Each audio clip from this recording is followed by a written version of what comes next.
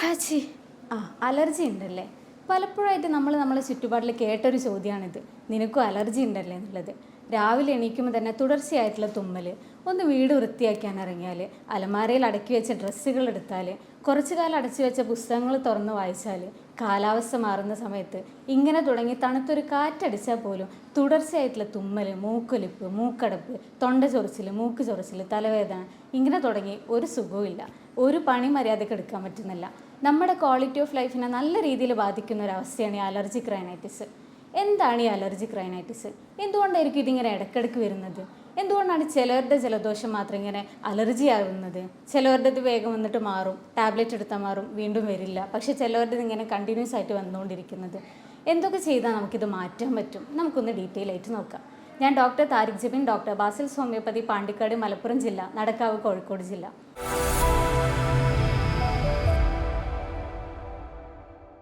Allergic rhinitis നമുക്ക് രണ്ട് രീതിയിൽ പറയാം. ചിലവർക്കത് സീസണലി, അതായത് ഇടയ്ക്കിടയ്ക്ക് വരുന്നതായിരിക്കും.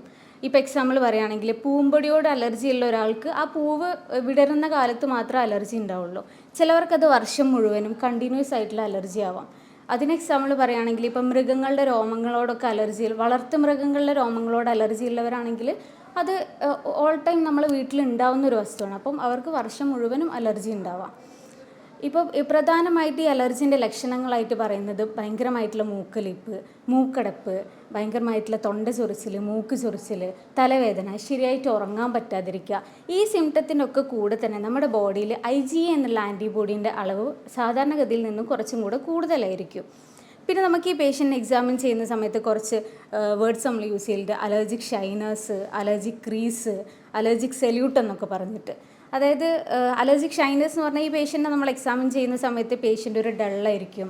പിന്നെ ഇവർക്ക് ഡാർക്ക് സർക്കിൾ കാണാം. നോസ് എക്സാമിൻ ചെയ്യുന്ന സമയത്ത് നെയ്സിൽ കൺജഷൻ ഉണ്ടാവാം. അവരുടെ ടെർമിനേറ്റ്സ് ഒക്കെ കുറച്ച് എൻലാർജ്ഡ് ആയിരിക്കും.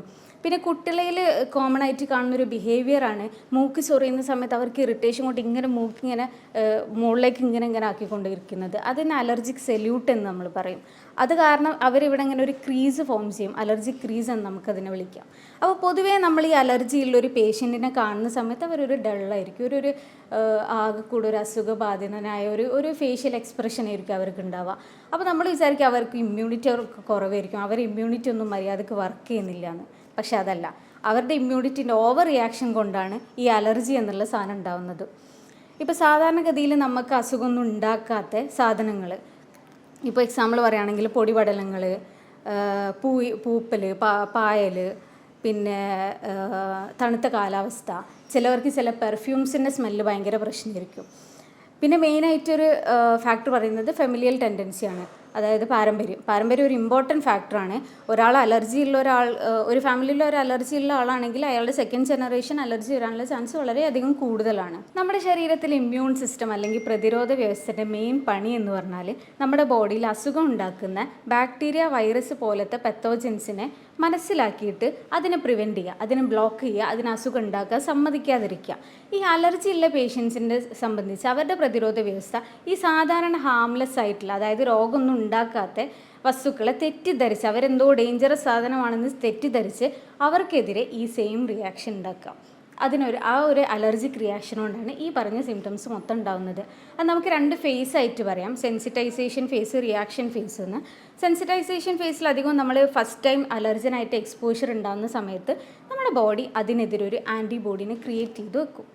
സെക്കൻഡ് ടൈം നമ്മൾ വീണ്ടും അതിനായിട്ട് എക്സ്പോഷർ ഉണ്ടാകുന്ന സമയത്ത് റിയാക്ഷൻ ഫേസാണ്. അപ്പം ഒരു ഹിസ്റ്റമിൻ എന്നുള്ള ഒരു കെമിക്കലിനെ റിലീസ് ചെയ്യും. ആ ഹിസ്റ്റമിനാണ് മെയിൻ കൾപ്രിറ്റ്. അതുകൊണ്ടാണ് നമുക്ക് എല്ലാ സിംറ്റംസും ഉണ്ടാകുന്നത്.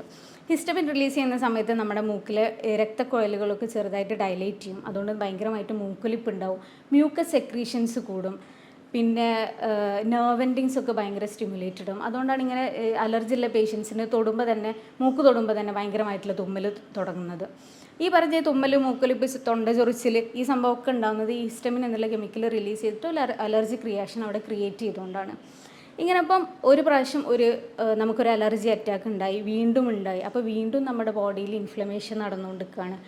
അപ്പം ഒരു സ്ഥലത്ത് ഒരു പ്രാവശ്യം അണുബാധ ഉണ്ടായി, വീണ്ടും അണുബാധ ഉണ്ടാകുന്ന സമയത്ത് നമ്മുടെ ബോഡി അതിനെ റിപ്പയർ ചെയ്ത് മാറ്റും, നോർമൽ സ്റ്റേറ്റിലേക്ക് മാറ്റും. അങ്ങനെ നോർമൽ സ്റ്റേറ്റിലേക്ക് മാറ്റി വീണ്ടും റിപ്പയർ ചെയ്തുണ്ടാക്കുന്ന സമയത്ത് ആ ഒരു നെയ്സൽ ലൈനിങ് തിക്കാവും. ഈ നെയ്സൽ ലൈനിങ് തിക്കാവുന്ന സമയത്ത് നമുക്ക് നെയ്സൽ ബ്ലോക്കേജ് ഉണ്ടാവും. അങ്ങനെ ഭയങ്കര നെയ്സൽ ബ്ലോക്കേജ് ഉണ്ടായാൽ നമുക്കത് ക്രോണിക് അലർജിക് റൈനൈറ്റിസ് ആയി, ഒരുപാട് കാലമുള്ള അലർജിക് റൈനൈറ്റിസ്. അത് പലപ്പോഴും ആസ്മ പോലുള്ള കോംപ്ലിക്കേഷൻസ് ഒക്കെ ഉണ്ടാവാൻ നല്ല ചാൻസ് ഉണ്ട്. ഈ അലർജി ഡിറ്റക്ട് ചെയ്യാൻ വേണ്ടിയിട്ട് നമുക്ക് കുറച്ച് ടെസ്റ്റുകളുണ്ട്. Skin prick test, skin scratch test, nasal provocation test, പിന്നെ ബ്ലഡ് ടെസ്റ്റുകളൊക്കെ ഉണ്ട്. ഇതൊക്കെ ചെയ്താലും നമുക്ക് ഏതിനോടാണ് നമുക്ക് അലർജി എന്ന് നമുക്ക് കണ്ടുപിടിക്കാൻ പറ്റും. ഈ പൈസ ചിലവാക്കിയിട്ട് ഈ ടെസ്റ്റൊക്കെ ചെയ്യുന്നതിന് മുന്നേ തന്നെ ക്ലിനിക്കിൽ നമ്മൾ പൊതുവേ പേഷ്യൻസിനോട് പറയുന്നൊരു കാര്യമുണ്ട്, ഒരു അലർജി ഡയറി എഴുതാൻ വേണ്ടിയിട്ട്. രാവിലെ എണീച്ച് അവർ രാത്രി ഉറങ്ങുന്നവരെ എന്തൊക്കെ ചെയ്തു, എന്തൊക്കെ ഭക്ഷണം കഴിച്ചു, എന്തൊക്കെ ഇതിനോട് എക്സ്പോഷറായി, ഏതെങ്കിലും സ്പ്രേസ് യൂസ് ചെയ്തിട്ടുണ്ടോ, അതായത് അവരൊരു ഡെയിലി ലൈഫ് അവർ യൂസ് ചെയ്തെന്നോ അവരൊരു എക്സ്പോഷറായിട്ടുള്ള സാധനങ്ങളൊക്കെ ഒന്ന് ഡയറി ആക്കിയിട്ട് വെക്കുക. അതാവുമ്പോൾ നമുക്കും ഇതാക്കും, ഏത് ദിവസം ആണ് ഈ സാധനം റിപ്പീറ്റ് ആയിട്ട് യൂസ് ചെയ്യുമ്പോൾ അലർജി വന്നിട്ടുണ്ടെങ്കിൽ നമുക്ക് മനസ്സിലാക്കാൻ പറ്റും. ഇനിയിപ്പോൾ അങ്ങനെ ഒന്നും ചെയ്തില്ലെങ്കിൽ പേഷ്യൻ്റ് ക്ലിനിക്കിൽ വരുന്ന സമയത്ത് നമ്മൾ അവരോട് പറയും, ഒരു 5 to 6 ഹവേഴ്സിൻ്റെ ഈ റിയാക്ഷൻ വന്ന് ഒരു 5 to 6 ഹവേഴ്സിന് മുന്നേ നിങ്ങൾ എന്തൊക്കെ ഭക്ഷണം കഴിച്ചു, എന്തൊക്കെ ചെയ്തു, ഇതൊന്ന് ആലോചിച്ചിട്ട് എഴുതാൻ പറയും. അപ്പോൾ നമ്മൾ പ്രത്യേകമായിട്ട് പറയേണ്ട ഒരു കാര്യം, ഇപ്പോൾ സാധാരണ പേഷ്യൻസിനോട് പറയുന്ന സമയത്ത് അവർ വിചാരിക്കും അലർജി ഉണ്ടാവുക എന്ന് പറഞ്ഞാൽ എന്തോ ഒരു സ്പെഷ്യൽ ഫുഡ് കഴിച്ചിട്ട്, ഒരു വെറൈറ്റി ഫുഡ് കഴിച്ചിട്ട്, അങ്ങനെയൊന്നും അല്ല. ചിലപ്പോൾ സാധാരണ കോമൺ ആയിട്ട് ആൾക്കാർ യൂസ് ചെയ്യുന്ന സാധനം വിചാരിക്കാത്ത സാധനമായിരിക്കും അവർക്ക് അലർജി ഉണ്ടാവുക. നമുക്കൊരു കേസ് വന്നിട്ടുണ്ടായിരുന്നു. അപ്പോൾ അവർ പറഞ്ഞു, ഞാൻ ബീഫൊന്നും കഴിച്ചിട്ടില്ല, ഞാൻ അങ്ങനെ വേറെ ഫുഡൊന്നും കഴിച്ചിട്ടില്ല. നോക്കുമ്പോൾ അവർക്ക് അലർജി ഉണ്ടായിരുന്നത് നമ്മൾ മുരിങ്ങൻ്റെ ഇലയില്ലേ, അതിനോടായിരുന്നു അലർജി ഉണ്ടായിരുന്നത്. അപ്പോൾ നമ്മളതൊന്നും വിചാരിക്കാത്തതാണ്. അപ്പോൾ ഈ ഒരു ഡയറി കീപ്പ് ചെയ്താൽ നമുക്ക് വേഗം അലർജൻ ഏതാണെന്ന് കണ്ടുപിടിക്കാൻ പറ്റും. പിന്നെ നമുക്ക് വീട്ടിൽ തന്നെ നമുക്ക് തന്നെ ഇതിനെ പ്രിവെൻറ്റ് ചെയ്യാൻ വേണ്ടിയിട്ട് ചെയ്യാൻ പറ്റുന്ന കുറച്ച് കാര്യങ്ങളുണ്ട്. ഇപ്പോൾ പൊടിയോട് ഭയങ്കരമായിട്ട് അലർജി ഉള്ള ആളാണെങ്കിൽ നമുക്ക് പുറത്ത് പോകുമ്പോൾ മാസ്ക് യൂസ് ചെയ്യാം. പിന്നെ വീട് എപ്പോഴും വൃത്തിയായിട്ടിരിക്കുക. വീട് വൃത്തിയായിട്ടിരിക്കുക എന്ന് പറയുമ്പോൾ നമ്മൾ ചിലപ്പോൾ ഡെയിലി അടിച്ച് വാരി തുടച്ച് പോകുന്നുണ്ടാവും. പക്ഷേ ചിലപ്പോൾ നമ്മളെ റൂമിൽ കൂട്ടിയിട്ട ഡ്രസ്സുകൾ അല്ലെങ്കിൽ പഴയ ചെരുപ്പ് ഇങ്ങനെ കൂട്ടിയിട്ടുണ്ടാവും, കർട്ടൻ, ചവിട്ടി, പിന്നെ കട്ടിയുള്ള ബ്ലാങ്കറ്റ്, മാട്രസ്സുകൾ, ഈ സാധനങ്ങളൊക്കെ എന്ന് പറഞ്ഞാൽ പൊടി അക്യുമുലേറ്റ് ചെയ്യുന്ന സാധനങ്ങളാണ്. ഇങ്ങനത്തതൊക്കെ ഒഴിവാക്കുന്നത് നല്ലത്. പുസ്തകം ഇങ്ങനെ അട്ടി വെക്കുന്ന സമയത്ത് ഒരു അലമാരയിൽ അടച്ച് വെക്കാം. കർട്ടനും ചവിട്ടിയും യൂസ് ചെയ്യുന്നുണ്ടെങ്കിൽ ഇടയ്ക്കിടയ്ക്ക് വാഷ് ചെയ്യുക. അല്ലെങ്കിൽ അതെന്ന് പറഞ്ഞാൽ നമ്മൾ എന്നും വാഷ് ചെയ്യാത്ത സാധനങ്ങളാണ്. അപ്പോൾ അത് ഒന്നുകിൽ യൂസ് ചെയ്യാതിരിക്കുക, യൂസ് ചെയ്യുന്നുണ്ടെങ്കിൽ നമുക്ക് ഇടയ്ക്കിടയ്ക്ക് വാഷ് ചെയ്യാം. പിന്നെ AC ഫിൽറ്റർ ഇടയ്ക്കിടയ്ക്ക് ക്ലീൻ ചെയ്യുക. പിന്നെ നമ്മളെ ഭക്ഷണത്തിൽ ഇഞ്ചി, തേന്, മഞ്ഞൾ, തുളസി, ഇങ്ങനത്തെയൊക്കെ നമ്മൾ ഇമ്മ്യൂൺ ബൂസ്റ്റേഴ്സ് ആയിട്ടുള്ള കുറച്ച് ഭക്ഷണങ്ങളൊക്കെ അളവ് കൂട്ടുക. പിന്നെ നമ്മൾ ആവി പിടിക്കുന്ന സമയത്ത് തുളസി പിടിച്ച് ആവി പിടിക്കുന്നത് നല്ലതാണ്. ഇങ്ങനെ കുറച്ച് നമുക്ക് പൊടിക്കൈകളൊക്കെ ഉണ്ട്. ഇതൊക്കെ ചെയ്താൽ തന്നെ കുറയും. അലർജിക് റൈനൈറ്റിസിന് ഹോമിയോപ്പതിയിൽ വളരെ ഫലപ്രദമായിട്ടുള്ള ചികിത്സ ലഭ്യമാണ്. നമ്മളൊരു ഹോമിയോപ്പതിയിലൊരു പേഷ്യൻറ്റിന് മെഡിസിൻ കൊടുക്കുന്ന സമയത്ത് ആ ഒരു രോഗത്തിനല്ല, രോഗിക്കാണ് മെഡിസിൻ കൊടുക്കുന്നത്. അത് പലപ്പോഴായിട്ട് നിങ്ങൾ കേട്ടതായിരിക്കും, രോഗത്തിനല്ല ഹോമിയോപ്പതിയിൽ മെഡിസിൻ രോഗിക്കാണെന്നുള്ളത്. അതായത് നമുക്കൊരു അലർജി പേഷ്യൻ്റ് വരുന്ന സമയത്ത് നമുക്കതൊരു ന്യൂ കേസാണ്. ഇന്നലെ വരെ നമ്മൾ അലർജി ട്രീറ്റ് ചെയ്തിട്ടുണ്ടാവും, എന്നാലും ഇന്നൊരു പേഷ്യൻ്റ് വരുന്ന സമയത്ത് നമുക്കതൊരു പുതിയ കേസാണ്. നമ്മളവരെ കംപ്ലീറ്റ് കേസ് എടുക്കും. എന്താണ് അലർജി, എന്തിനോടാണ് അലർജി, അവരുടെ ബാക്കി മെൻ്റൽ, ഫിസിക്കൽ, ഇമോഷണൽ സിംറ്റംസ് ഒക്കെ എടുത്തിട്ട് ഡീറ്റെയിൽ ആയിട്ട് ഒരു കേസ് ഫോം ചെയ്തിട്ട് അവർക്ക് മെഡിസിൻ പ്രിസ്ക്രൈബ് ചെയ്യും. നമ്മുടെ ഹോസ്പിറ്റലിൽ ഒരു ടീം ഓഫ് ഡോക്ടേഴ്സ് തന്നെയുണ്ട് ഈ അലർജിക് റൈനൈറ്റിസ് ട്രീറ്റ് ചെയ്യാൻ വേണ്ടിയിട്ട്.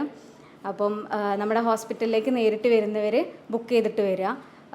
ഇനി നേരിട്ട് വരാൻ ബുദ്ധിമുട്ടാണെങ്കിൽ ഓൺലൈൻ സർവീസ് ഇവിടെ ലഭ്യമാണ്. താഴെ കാണുന്ന വാട്സപ്പ് നമ്പറിൽ മെസ്സേജ് ചെയ്താൽ മതി. അത്യാധുനിക സാങ്കേതികവിദ്യയായ AI യൂസ് ചെയ്തിട്ടാണ് ഇവർ രോഗനിർണയവും മരുന്ന് നിർണയവും നടക്കുന്നത്. ജർമ്മനിയിൽ നിന്ന് ഇറക്കുമതി ചെയ്ത പൊട്ടൻസി മരുന്നുകളാണ് ഇവിടെ യൂസ് ചെയ്യുന്നത്. പിന്നെ ഇവിടെ നിങ്ങളെ ട്രീറ്റ് ചെയ്യാൻ ഒരു ഡോക്ടറല്ല, ഒരു ടീം ഓഫ് ഡോക്ടേഴ്സ് തന്നെ ഇവിടെ ഉണ്ട്. അപ്പം ഈ അലർജിക് റൈനൈറ്റിസ് ഉള്ള പേഷ്യൻസ് ശ്രദ്ധിക്കേണ്ട ഒരു കാര്യം, സ്വയം ചികിത്സയും വേറെ ഏതൊക്കെ കണ്ടിന്യൂസ് ആയിട്ട് ചികിത്സ ഒന്നും എടുക്കാതെ ഇതൊരു കോംപ്ലിക്കേഷന് വേണ്ടി വെയിറ്റ് ചെയ്യരുത്.